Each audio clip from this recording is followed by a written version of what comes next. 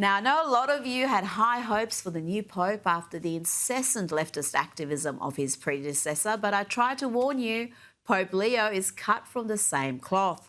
At a time when Christians are being persecuted and slaughtered from Africa to Asia to the Middle East, Pope Leo is blessing a block of ice in the name of climate justice.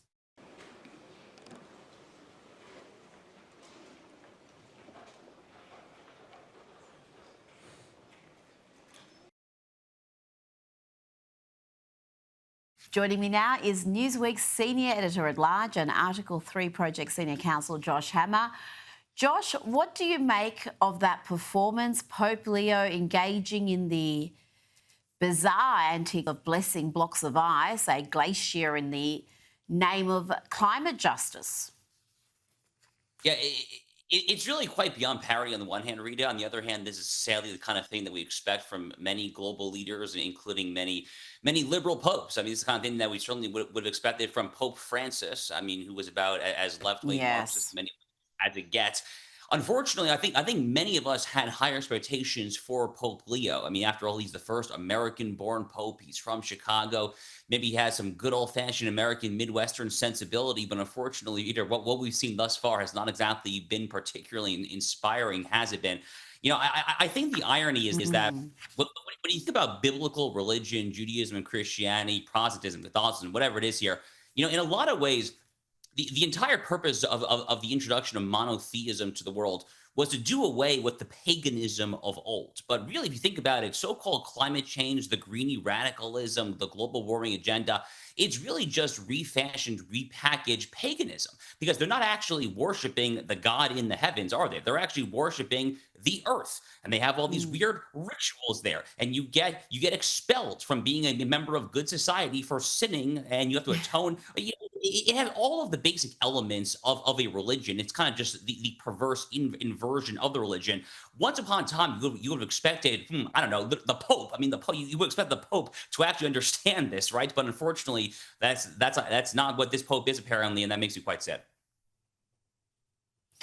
Yeah, the religious zealotry of the Green movement is undeniable, and the way they treat their heretics is pretty clear to see as well. Now, Pope Leo was speaking at a climate conference where he said we must listen to the cry of the earth, but he also passed comment on US domestic politics. He said this, he said, someone who says that I'm against abortion but I'm in agreement with the inhuman treatment of immigrants in the United States, I don't know if that's pro-life.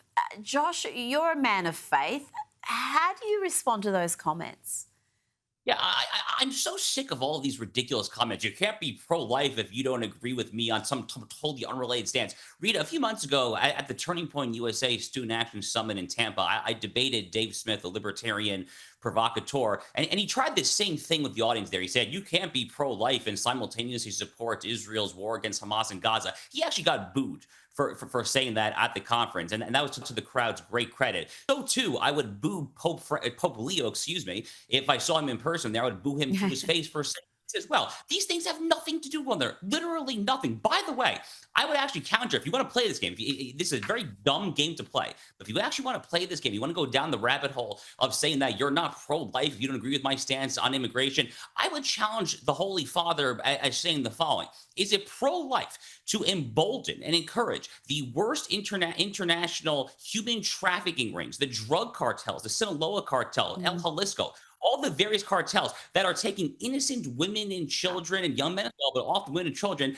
and gang raping them and using them as mules for coyotes and getting them across the border in horrific, inhumane fashion there? Where is the justice in that? Where is the Genesis 1:27, man and woman alike are made in the image of God? Where is that in that there? So, you know, frankly, Rita, I think it's actually more pro-life to support the nation state, to support borders there, because traditionally speaking, when nations exist in secure borders and crucially they respect each other's sovereignty in each other's borders, that is the recipe for human dignity, which is kind of the quintessential pro-life value. Josh, sticking with religious leaders playing politics, let's hear from Chicago priest Father Michael Feldger attacking President Trump.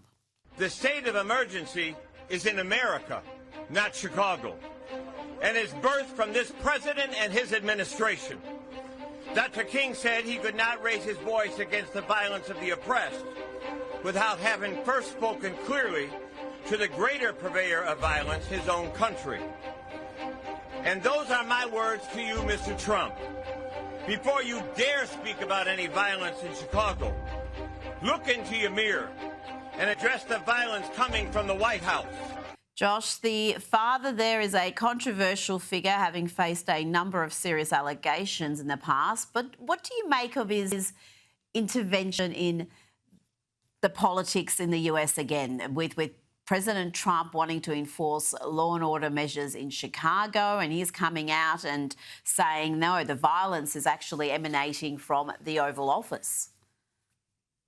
Well, first of all, I literally don't know what he's talking about. I mean, I'm not playing stupid. Like, I actually do not know what he's talking about. I mean, like, what is the alleged violence that is seeping out via some osmosis process out of 1600 Pennsylvania Avenue?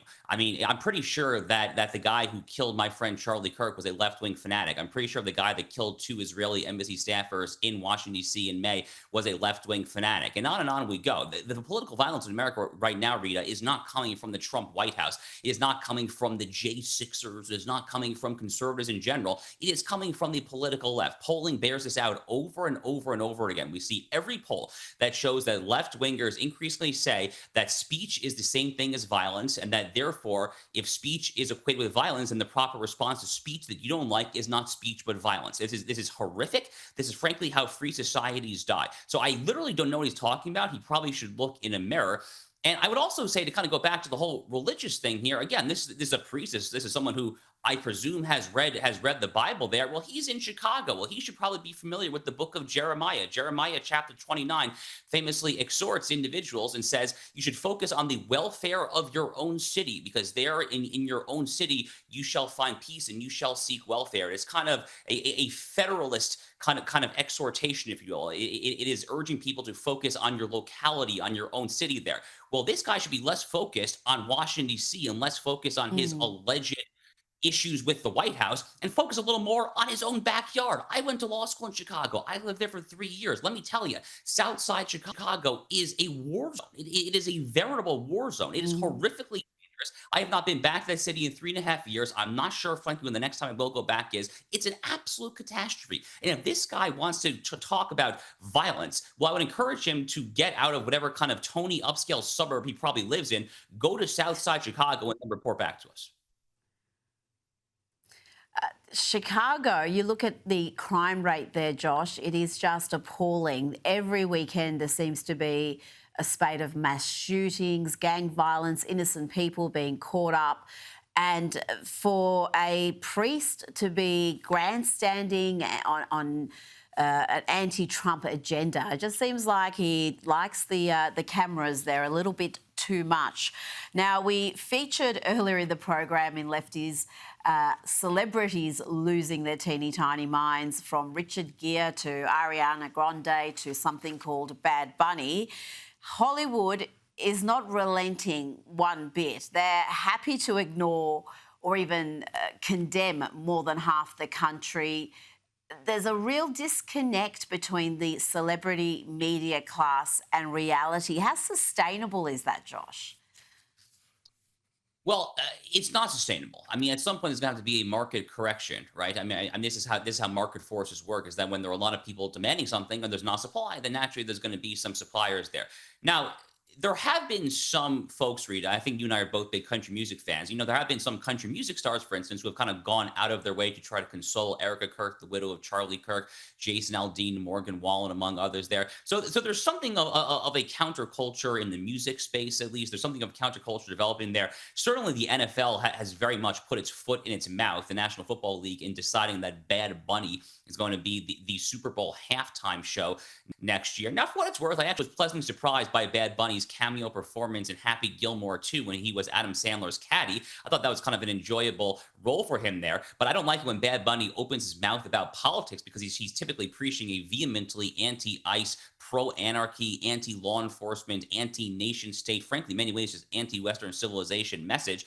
So if the National Football League, which is by far America's most popular sport, if they're trying to find a unifying cultural figure, which is probably a good idea in a moment like the Super Bowl, the most watched event in America, if not the whole world there, you probably want to find someone who's not going to alienate and tick off, frankly, half the country there. He's not a very good choice for that, is he? There, so a massive unforced error by the National Football League. But this is a sporting league that still has end racism emblazoned in the end zones as a throwback to George Floyd, our dearly departed martyr from the summer of 2020. So they haven't really learned a whole lot of lessons, have they? I don't know. No, they are slow learners, and not only picking this activist, but it's an activist who's not exactly a household name. I don't think most football fans are going to be overly familiar with Bad Bunny's music. So it's supposed to be an honour that goes to the cream of the crop, the very best musicians in the industry.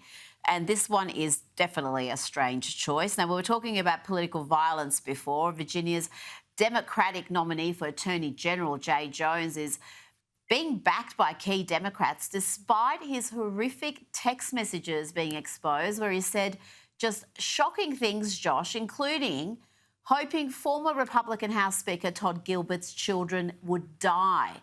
And he also said that such grief might be a good thing if it advanced his politics. This is just when you think you can't be shocked anymore, you're shocked. I think, Rita, that a lot of folks on the left, when we in the right, when we say that some folks on the left actually want us dead, like they literally want to kill us, a lot of them say, "Oh my God, what are you talking about? I mean, what kind of monsters do you think we are there?" Well, this is who we think you are. I mean, this is literally who we think you are. Yeah. Is that people who have Freudian slips, or maybe it's not even a Freudian slip, actually. Maybe they're just saying it on the open for the simple reason that they happen to believe it, that they actually want their political opponents to be dead. I mean, this is the natural consequence of a worldview that has no room, to kind of get back to our earlier conversation, for a biblical, godly worldview that has no room for the Genesis 1:27 notion that we are all human beings made in the image of God, that we all have human dignity and self-worth, that we're entitled to have differences of opinions when it comes to taxation policy or social credits or this or that there. That doesn't mean that we deserve to die for our political views there. But when you forsake God and the transcendental, and when you also, again, equate speech with violence, you're going to get to a very, very, very unhealthy place there. This guy really, really, really should get out of the race. I think the most appalling thing, Rita, as you alluded to, is that I can't identify a single big name Democratic figure who has encouraged him to do so yet. That is really, really troubling. Surely there is Yeah. at least one senior elder statesman in the Democratic Party who can look at this soberly and say, that's not what we're about there. But thus far, Rita, that person has not yet arisen.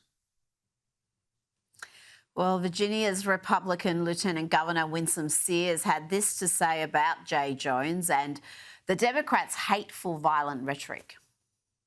The calls for hate and violence are coming from the mouths of the Democrat Party's leaders. And Jay Jones is just the most recent, and his wish for violent acts the most clear. So if you can't solve a problem, you can't name it, but I will. And here and now, the leadership of the Democrat Party has become consumed with hate. And Winsome Sears also called out the Democrat leadership, who are also guilty of inciting violence. Try to name a Democrat leader who hasn't called the president Hitler.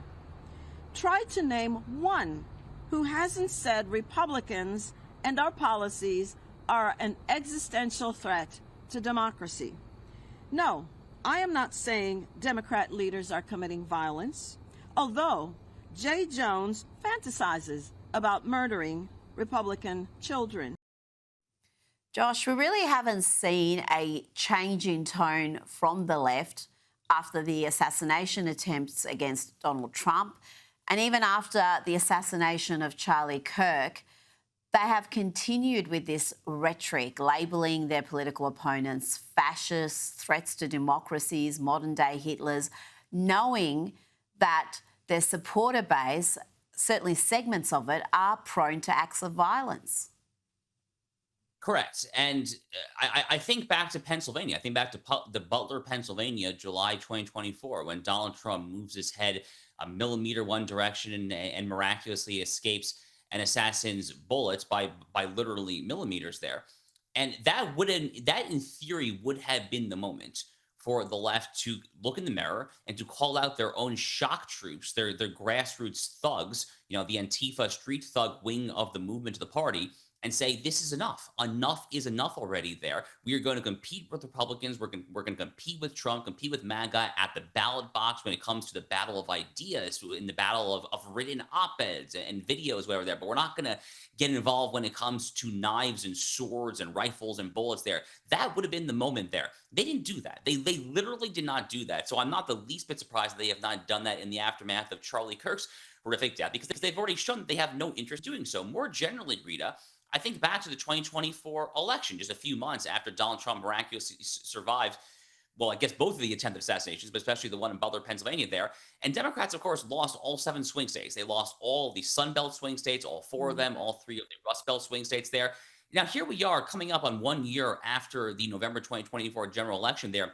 Just as they have not changed their tune at all when it comes to political violence, have they learned a single substantive lesson when it comes to public policy? Have they actually changed their stance on a single issue of the various culture war issues that they lost so badly at the ballot box on last November, when it comes to open borders and immigration, when it comes to transgenderism, when it comes to crime, when it comes to Antifa, ICE?